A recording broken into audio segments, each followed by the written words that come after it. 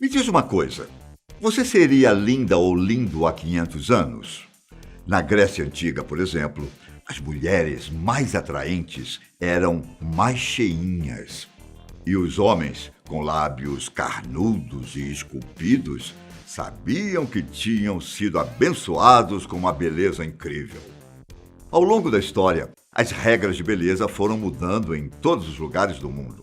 Coisas que usamos hoje poderia ser considerada um absurdo antigamente. Assim como as tendências do passado nos deixam perplexos. Ele segurou, ele fica em dúvida, tão engraçado. Ele fica em dúvida.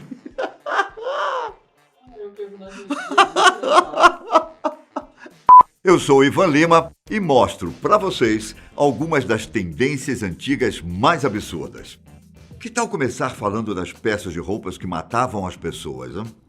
Durante o século XIX, especificamente no ano de 1814, uma empresa inventou um corante verde diferente de tudo que havia sido inventado. Era mais brilhante e com uma cor mais vívida, o que diferenciava dos outros corantes. As mulheres simplesmente amaram a cor, que foi chamada de verde esmeralda. Com tecidos brilhantes e chamativos, todas as damas queriam se exibir em público com seus vestidos verdes. O único problema era que o corante continha arsênico, um elemento químico altamente tóxico. Para piorar a situação, o verde esmeralda se tornou moda em vários lugares do mundo. E as mulheres passaram a usar, além dos vestidos, luvas, sapatos e outros acessórios tingidos com o tal corante. Mas toda essa exposição teve efeitos devastadores nas mulheres, que tiveram erupções cutâneas, perda de cabelo, entre outras consequências. Além das mulheres, quem fabricava o corante também teve sérios problemas de saúde e acabaram morrendo. O problema é que demoraram muito tempo para fazer conexão entre essas mortes e o tal corante verde. Países europeus como França e Alemanha proibiram o uso do arsênico depois do acontecimento. Ainda na era vitoriana, existia uma moda que fez milhares de vítimas na Europa. Vocês já ouviram falar na crinolina? Talvez vocês não conheçam pelo nome, mas já devem ter visto em filmes de época. As crinolinas eram armações usadas sobre as saias para deixar as mulheres com um formato de sino e dar volume. No auge das décadas de 1850 e 1860, a crinolina se tornou febre, mas ao mesmo tempo seu uso era perigoso. Primeiro, que os vestidos eram feitos com tecido muito caro.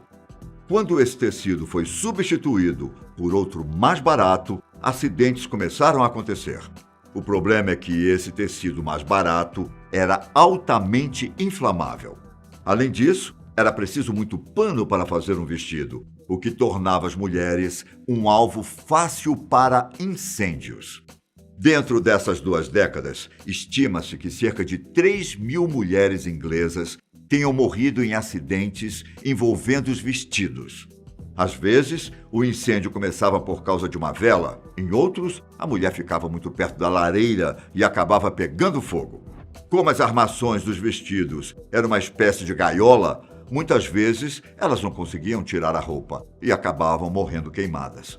Como vocês podem ver, seguir as tendências na era vitoriana era algo complicado, que colocava a vida das mulheres em risco.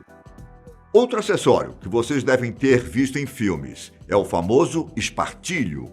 Esse acessório tem como objetivo reduzir a cintura e manter o tronco ereto, controlando as formas naturais do corpo e conferindo a ele mais elegância. Durante muito tempo, o espartilho foi um acessório indispensável, pois era o que modelava o corpo das mulheres. Mas vocês têm noção das horríveis consequências que esse acessório trazia? De acordo com os médicos, o uso do espartilho, além de atrapalhar a respiração, fazia mal para a circulação sanguínea e, como consequência, causava varizes internas e nas pernas, além de provocar dor na coluna, deformidade de vértebra, mudança dos órgãos do lugar, esofagite, refluxo e enfraquecimento muscular. Apesar de não matar as mulheres, o espartilho trazia sérios problemas de saúde e uma péssima qualidade de vida. No Japão, também existia uma tendência diferente. Enquanto atualmente os padrões são dentes extremamente brancos, antigamente as japonesas costumavam fazer tratamentos de beleza para ficar com os dentes pretos. Os dentes escuros eram um sinônimo de riqueza e sexualidade, principalmente para as mulheres da alta sociedade japonesa. Para conseguir seguir os padrões da época, as mulheres bebiam uma espécie de corante, misturado com canela e outras especiarias. A prática, chamada de ohazuro, além de ser muito usada no Japão, era praticada predominantemente nas culturas do Sudeste Asiático e dos povos da Oceania. Porém, em 1870, depois que a imperatriz japonesa exibiu seu sorriso branco em público, a tendência foi desaparecendo. Muitos especialistas dizem que, apesar de não ser bonito, essa prática fazia com que os dentes fossem mais saudáveis, pois a camada que ficava nos dentes os protegia das cáries.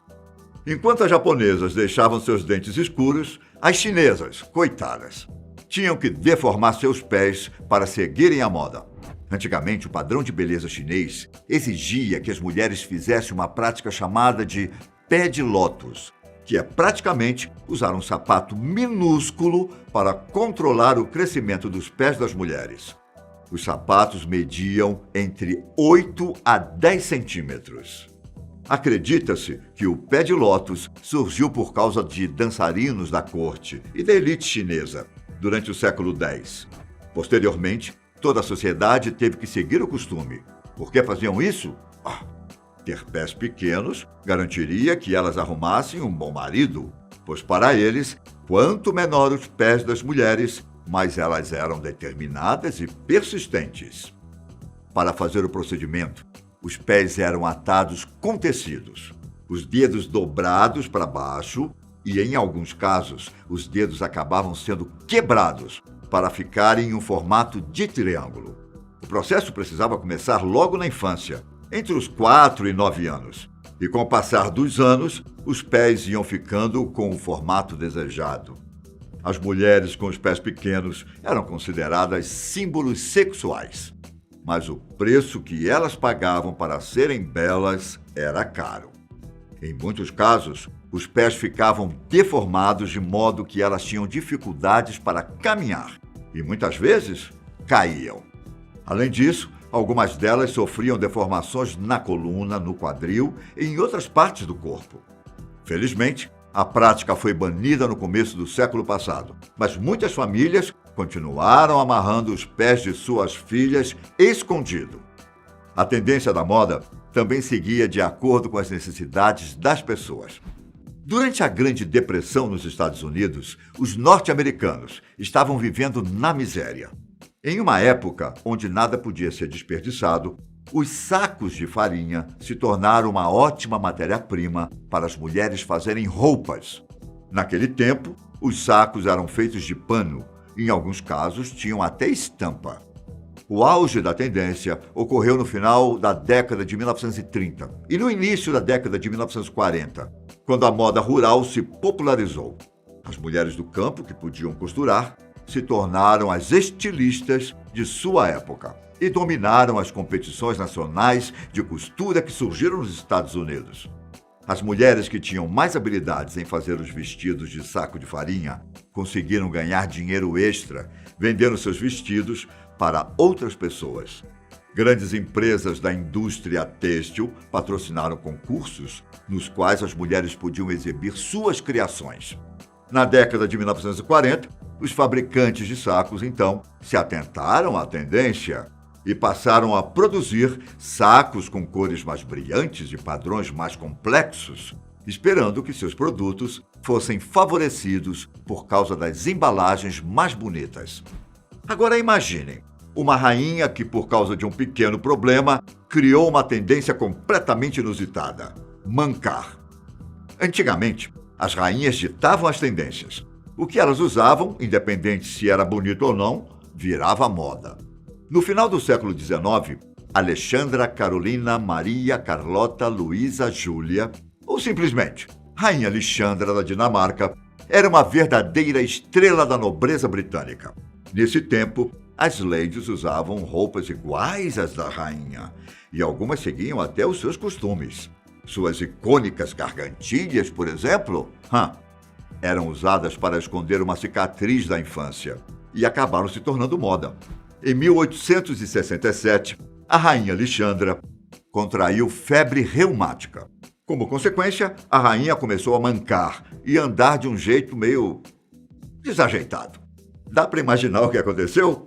As ladies da alta sociedade acharam aquilo incrível e adotaram seu jeito de andar. Por isso, era completamente comum ver mulheres mancas andando pelas ruas. Algumas delas passaram a até encomendar pares de sapatos com pés de tamanhos diferentes, pois assim ficava mais fácil caminhar e mancando. A moda não durou muito tempo. Alexandra faleceu em 1925, aos 81 anos. Esse é um simples exemplo de como uma pessoa pode influenciar nas tendências de uma sociedade inteira. Se vocês pararem para pensar, até hoje isso acontece. Pois quem dita a moda são pessoas famosas, estrelas de cinema, da música. Ainda bem que as coisas mudaram, não é? Essas foram algumas das tendências da moda antiga mais estranhas. Nos vemos no próximo vídeo. Até a próxima, um grande abraço. Tchau!